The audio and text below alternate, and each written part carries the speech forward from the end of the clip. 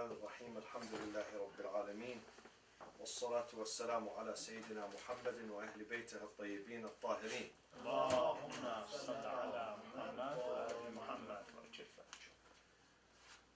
شرائع الإسلام للمحقق الحلي, the continuation of the chapter on Salat, on prayers. We come to Al-Qism al-Thani. We said that there are recommended prayers for Salawat al-Muwaghibat. Muwaghibat means recommended prayers, and we said they are two types. One of them, they have a specific time, specific timing, such as what? Nawafil, exactly. How many nawafil we have altogether? How many rak'ah? 34. 4, exactly. Plus 17. the wajibat 17, that makes 51. So they have, Sorry, are you on recommended prayers, number 5? recommended prayers, Okay. yes. Yeah. So we said the recommended beside the nawafil, we have two types. The first type, it does not have a specific time, like Salatul Istisqa. Whenever there is no rain, you go do an Salatul Istisqa. Okay? But the second one, it has a specific times. وَمِنْهَا مَا يَخْتَصُّ وَقْتًا مُعَيَّنًا وَهِيَ صَلَوَاتٌ خَمْسٌ. Some of them have a specific time, and the author is only mentioning 5 of them, but they are more than 5. They are much more than 5 types of recommended prayers that have specific seasons or specific months or nights or days. Definitely more than 5. But he is giving an example. He's only giving some samples, and he's putting them in 5. Al-Ula, the first one, Nafilatu Shahri Ramadan. See, my friends, some people say why we don't do Taraweeh. All the mosques, they stand for Taraweeh. Taraweeh is bid'ah, meaning that the nawafil during the month of Ramadan, definitely according to all Muslims, were not conducted by the prayer in congregation in Jama'ah. In fact, if you go to the story, you see that when the Ramadan started in the 2nd year after Hijrah, when the Prophet came from Mecca to Medina, Muslims did not fast. So in the 2nd year of his Hijrah, fasting was prescribed upon the Muslims. كُتِبَ عَلَيْكُمُ الصِّيَامُ كَمَا كُتِبَ عَلَى الَّذِينَ مِنْ قَبْلِكُمْ لَعَلَّكُمْ تَتَّقُونَ. So the Prophet would stand to do nawafil, which we're going to discuss right now. People would line up behind him. He would say, no. No jama'ah, la jama'ata fil nawafil. Some of them, they would not listen. They would still line up. So he left them. He went to his house. Second night he came, they did the same. You know what they did, some of them? They carry pebbles and they throw it at the door. In the past, when they wanted to call someone, there is no bell. So what do? They throw pebbles sometimes. They started doing this at the gate, at the door of the Prophet. The Prophet came angrily. He said, I told you there is no jama'ah. Go and do that either in the masjid by yourself or in your house. And then slowly they stopped. They gave up. During the time of Abu Bakr, they did not do this. Umar, when he came in Ramadan, he saw the masjid crowded. One of them is doing ruku', the other is doing sujood.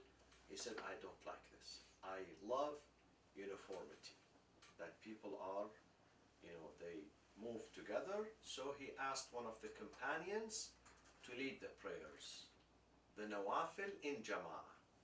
And then he came the following day when he saw them doing sujood and ruku' together. He said, Ni'matul bid'ah. It's a good innovation, positive innovation. Okay?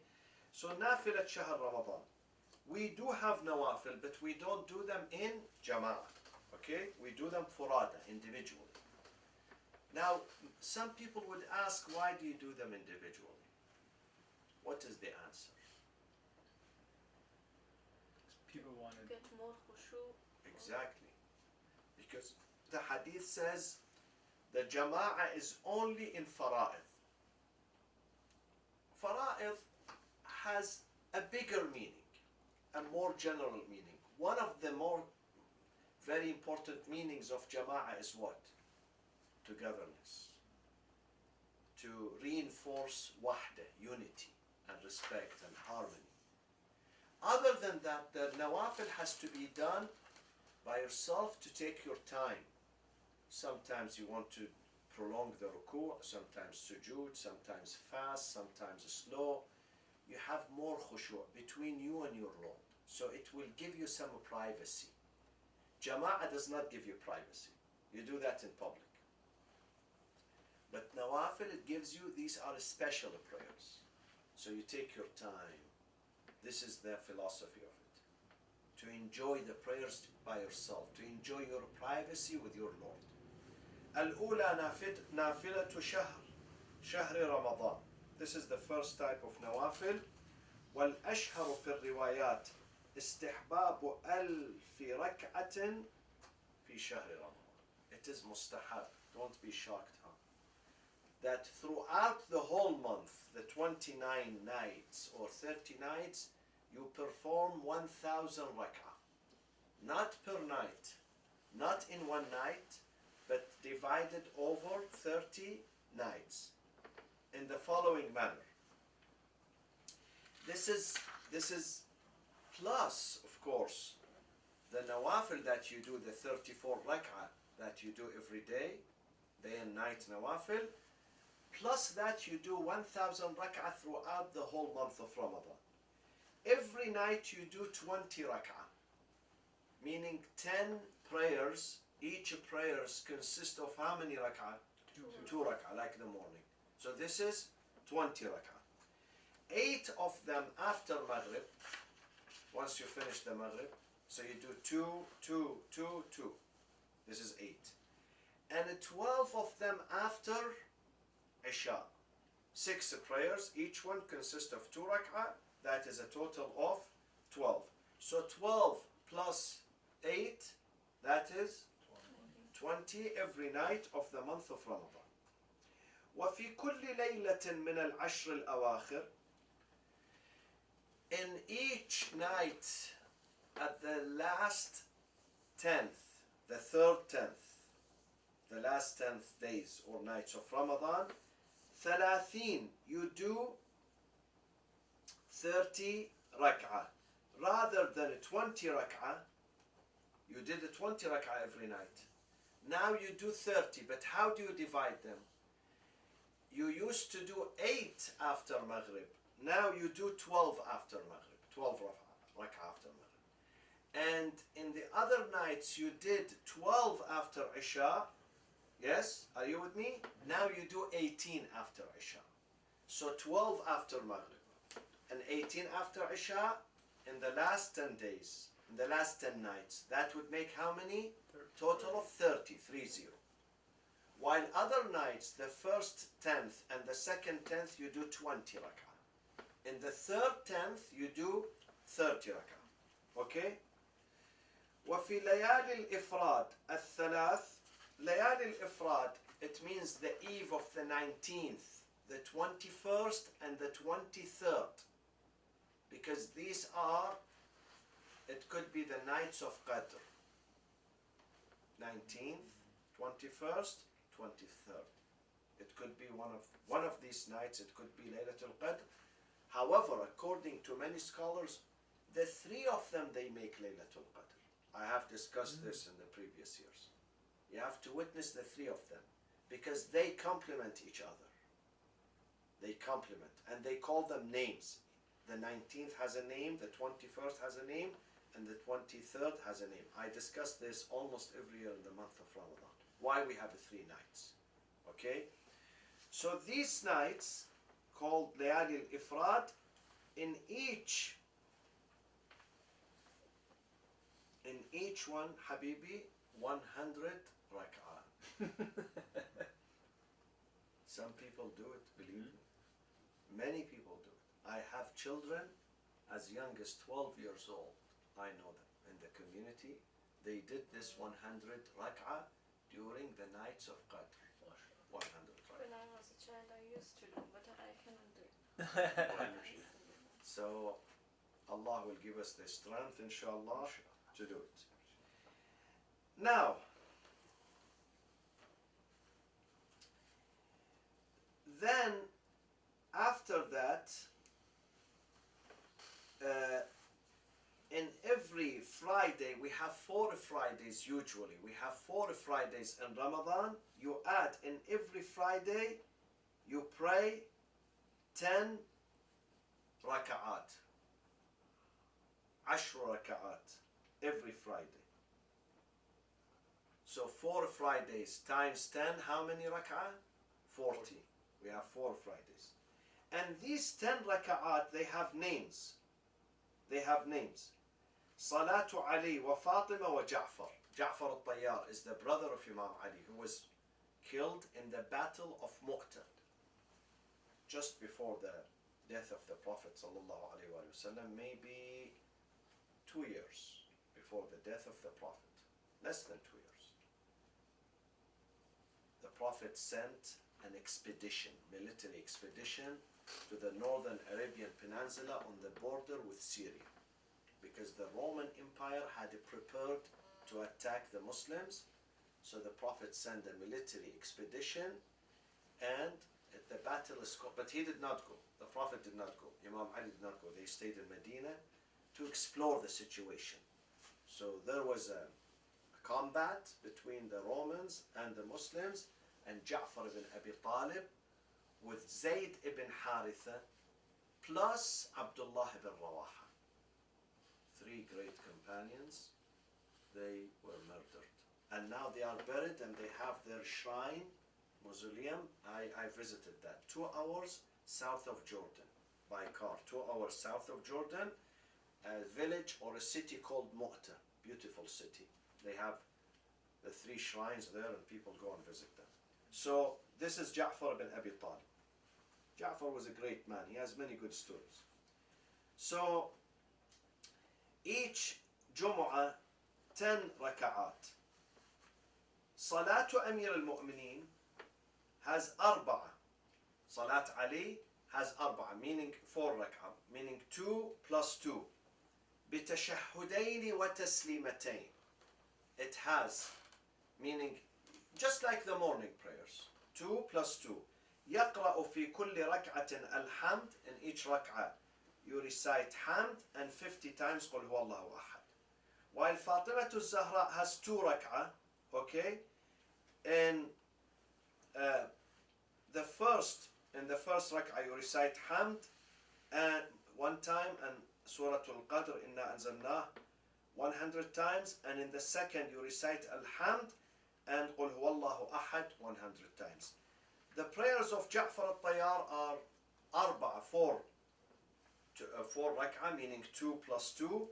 In the first you recite Al-Hamd 1 time, إذا زلزلت الأرض زلزالها 1 time, and then ثم يقول 15 مرة, 15 times you say Subhanallah walhamdulillah wa la ilaha illallah wallahu akbar, and then you go for ruku', and then you say your ruku', and then after that say Subhanallah walhamdulillah wa la ilaha illallah wallahu akbar 10 times, and you raise your head, and then you say this Subhanallah walhamdulillah wa la ilaha illallah wallahu akbar 10 times, and then you go in your sujood, you say that 10 times.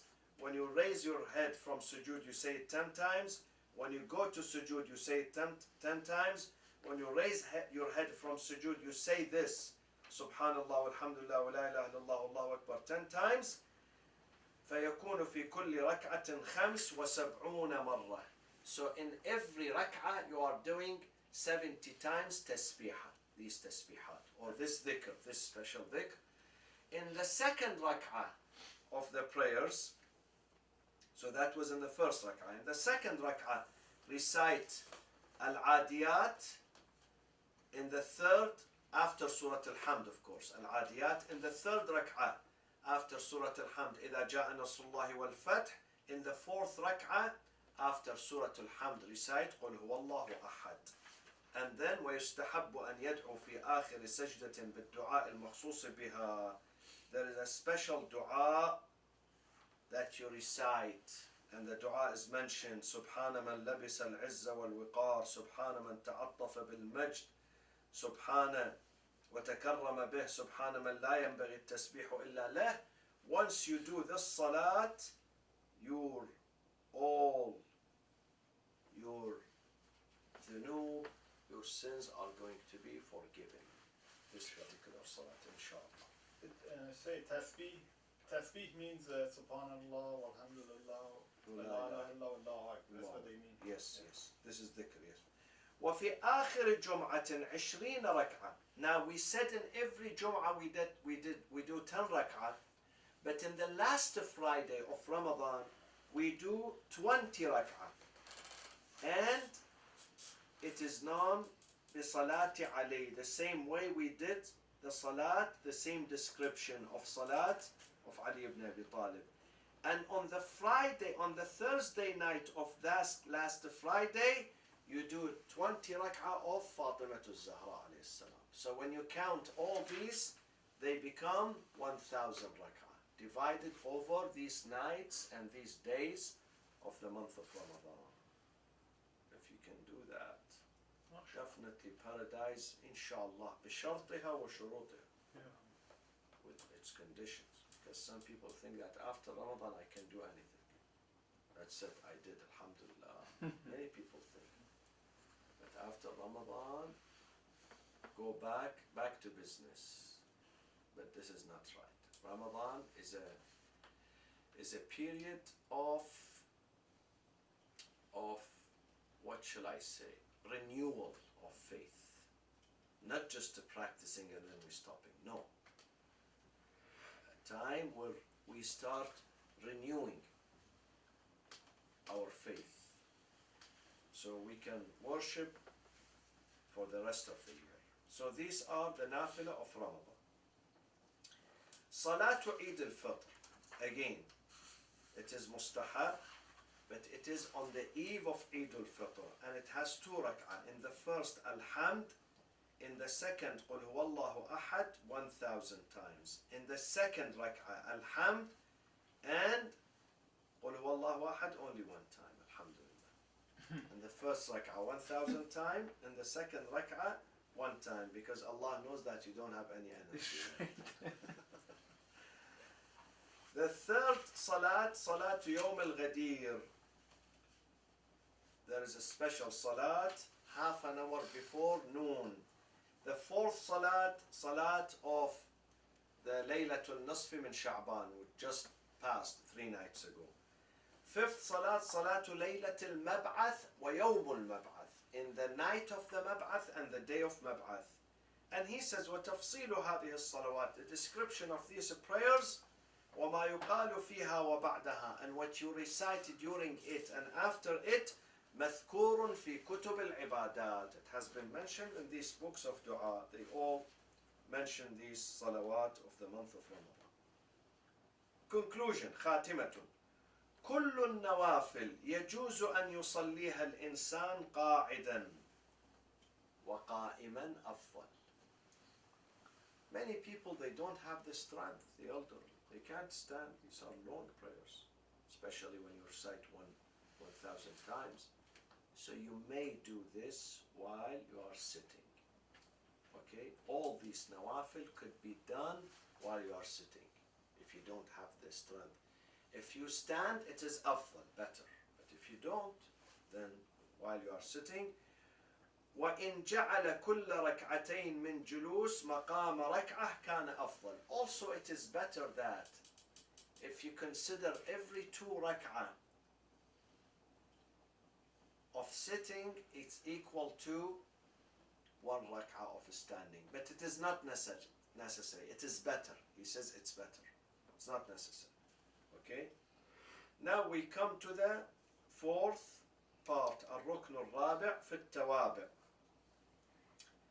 وفي وفيه فصول, it has chapters. الفصل الأول في الخلل الواقع في الصلاة. We come now to errors and doubts which many people experience during their prayers, even the young ones, even those who are sharp-minded. Sometimes you get confused. Sometimes you're not paying attention, so you don't know what you are doing, or you miss certain things. You miss reading, you forget, you miss your ruku', you miss your sujood. Okay? So what do you do in this case? He says these errors are of three types. One of them, an amdin. It is done willfully, with intention. It's done. He knows, but he does it. Sometimes some people do. Amd. Aw sahu, sometimes no, by mistake. It happens by mistake. Or shak. The third type is the shak, the doubt. When it happens, when you have confusion and you start doubting, having shak. Now let's come to these that are done willfully, with intention, intentionally. What is the hukum of it? What is the judgment of it? فَمَنْ أَخَلَّ, whoever violates any of the wajibat of the prayers that are mandatory, عامدا, willfully, فَقَدْ أَبْطَلَ صَلَاتَهُ. He is invalidating his prayers. If anyone does, let's say, some of them, he gives an example. What are the things that if we do not do them willfully, then our prayers is going to be rendered invalid? He gives an example. شرطا كان, shart. Shart as-salat, sometimes it's a condition, precondition for the prayer. Such as what? Give me an example. Wudu. Sometimes it's what? Qibla. You have to stand before the Qibla. Some people deliberately, he knows the Qibla is this direction, he stands that direction, deliberately. Sometimes you don't know. If you don't know, you have another hukm, another judgment, another verdict. But if you know this is the Qibla, you can't stand this direction or that direction. So you have to face. This is shart. Okay? شرطا كان ما أخل به أو جزءا منها. What is juz? Juz of the prayers, part of the prayers, such as what? Sujood. Or ruku' or qara'ah. These are what? These are juz of the prayers. So you cannot skip them willfully. Okay? أو كيفية, manners. Kayfiyya means manners, such as what? Where your eyes are looking or This is mustahab. This is mustahab. If you skip the mustahab, no, nothing on you. But if you skip the wajib, kayfiyya, like the sujood. Sujood has a specific kayfiyya, specific shape and manner. Someone wants to invent another. For instance, he says, no, let's do sujood this way. I sleep on my side. Rather than doing this is not healthy. I discovered a healthy way. No.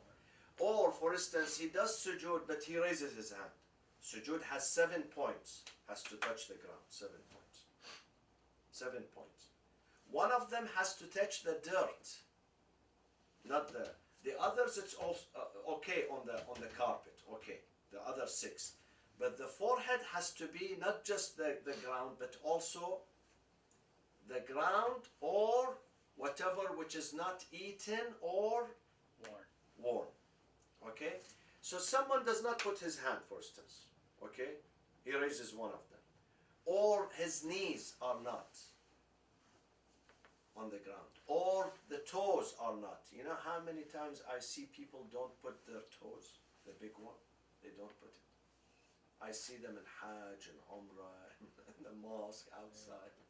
We have always to educate people about it. Just the big toe, not the other The toe. big, no, you should not put the others, only the big. So you have 2 big toes, 2 knees, okay, 2 knees, these are 4, and the 2 palms, 6, and the forehead. This is kayfiyya, this is the shape. It has to be in this shape. أو تركا, for instance, things that he should not do, avoid, such as what? In the prayers, but he does.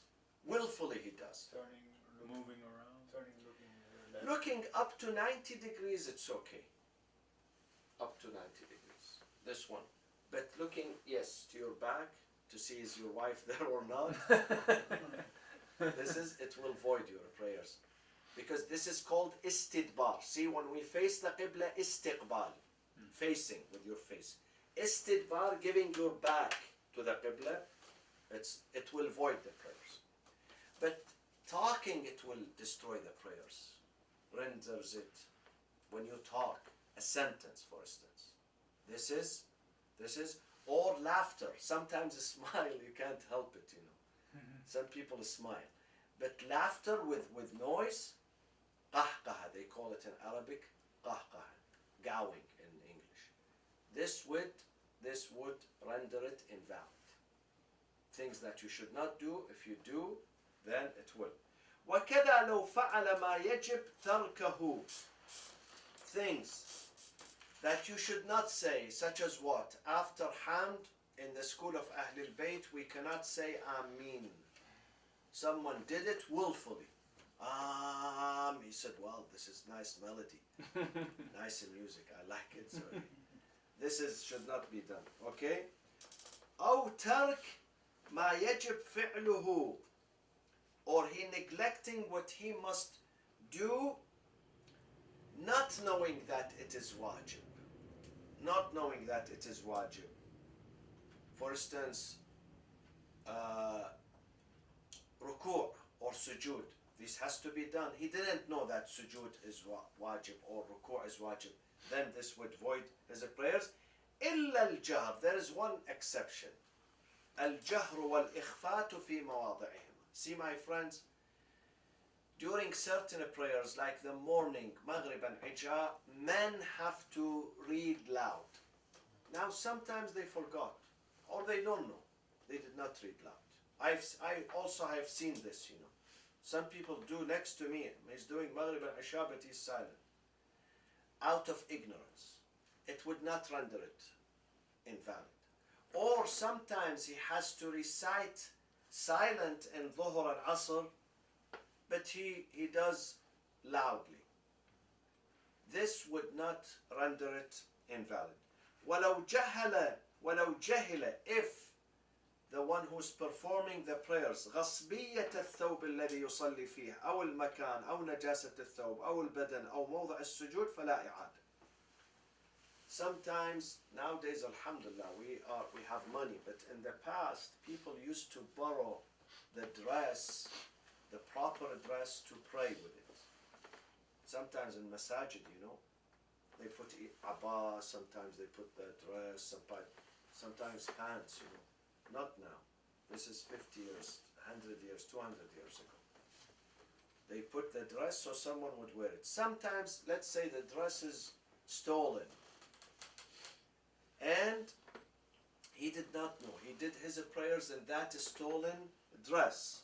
Or he did the prayers in someone which has been usurped. Let's say someone stole the place. He's not paying rent, or he broke in. And then you went to visit him not knowing that he's not paying the rent, or this house does not belong to him. He has to give it to the heirs, for instance, or to someone else. So he's using it as ghasb, usurping it. You did your prayers there, or your dress was najis, you did not know, or your badan was najis, you did not know, or where you put your forehead was najis and you did not know. Okay? For instance, the turba was najis. There is some blood on it, and you didn't know. After the prayers you realized all these things, then you don't have to repeat your prayers. فَلَا إِعَادَةَ. La i'ada means you don't pray, you don't repeat the prayers. Now there are three masail, complementary masail here. Number one, الأول إذا توضأ بماء مغصوب مع العلم بالغصبية وصلى أعاد الطهارة والصلاة ولو جهل غصبيته لم يعد إحديه. Sometimes the water that you do your wudu with it has been stolen, taken away from someone.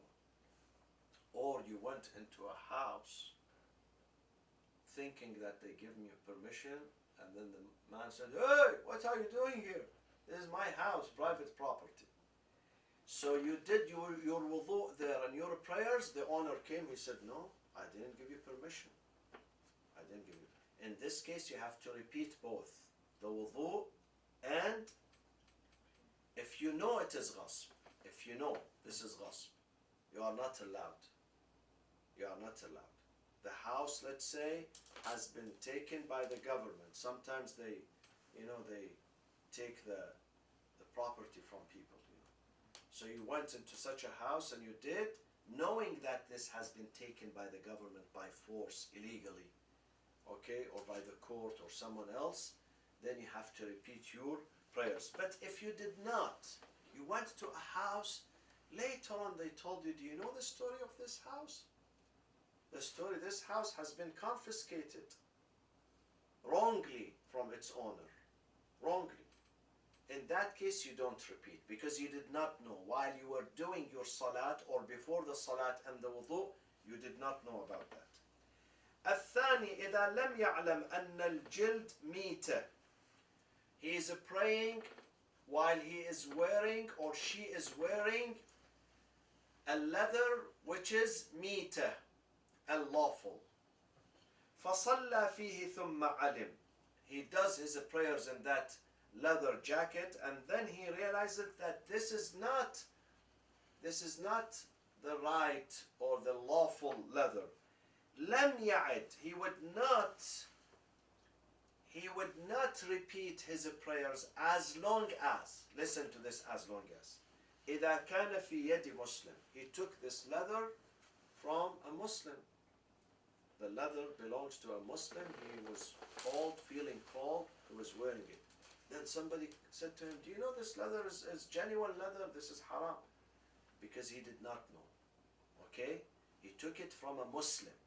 Or شراه من سوق المسلمين. He purchased this leather jacket from, what is سوق المسلمين, my friends? An Islamic market. What is the Islamic market? A market that exists in a Muslim majority country. Does not have to be 100% Muslims. Let's say such countries like Singapore today. Singapore is not a Muslim, dominantly Muslim, but I think Muslims are 55%. So their market is called what? Suq al-Muslimin, where the Muslims are the majority. When Muslims are the majority in a country, or Indonesia too, or other countries, then in that case, or Nigeria, I believe, same. So this is Suq al-Muslimin. Once you purchase it from Suq al-Muslimin, you may do your prayers. فَإِنْ أَخَذَهُ مِنْ غَيْرِ Muslim. But if you have taken this jacket from a non-Muslim, or you found it somewhere thrown on the ground, and you took it and you wore this without knowing, but then if you knew that this is mita, in that case you have to repeat the prayers. So you don't repeat if you take it from a Muslim or you purchase that in Suq al-Muslimin. Okay? Even though if you know this is mita later on, because you took it from a Muslim, you took it in a right process, or you purchased that in an Islamic market. But if you took it from a non-Muslim, or you found it somewhere, you took it and you did your prayers and then you realized it is mita, in that case you repeat أعاد الصلاة. الثالث, the third مسألة, إذا لم يعلم أنه من جنس ما يصلى فيه وصلى أعاد الصلاة. Now, you have a jacket here. You don't know whether this jacket is leather or non-leather. And then you pray with it and you realize that this is a genuine leather. Then in that case you have to repeat your prayers. Or you know it is a leather, but you thought, well, maybe this is an Islamic leather. But then it turned to be, no, it's not from Turkey or Pakistan or Iran or Malaysia or these Muslim countries, then in that case you have to repeat your prayers. But say the Muslim countries, they also export from Import, foreign countries. that's right. They import, from. and in that case, if you know that this has been imported and it is like shoes, for instance, or jackets or belts or straps, and if you know for sure that this has been brought from outside a non-Muslim country and this is not mudakka, it's not, the animal was not slaughtered according to the Islamic Sharia, then definitely, even if you buy it from a Muslim market. But we speak about not knowing. Not knowing. You don't know. This is an Islamic market and you don't have to investigate. When you go to Islamic market, this is the difference between Islamic and non-Islamic. In non-Islamic market, you have to investigate. Here in America, you have to make sure that it is real halal. Really halal, this restaurant. You have to investigate. You have to get itmi'nan. Itmi'nan means peace of mind, and you did investigate, you asked someone reliable, he told you, I trust this man. Okay, you reach the state of a trust, itmi'nan. While in a Muslim market you don't even have to investigate. Unless someone came, he told you, listen, it's true, this is a Muslim country, this is a Muslim restaurant, but the meat here is non-dabiha. In that case you have to avoid. But if you don't have ilm, you don't avoid. You just consider this Islamic market and you apply the rules of the Islamic market. One day we will speak about Islamic market because there are other rules involved in Islamic market and non-Islamic markets, inshallah.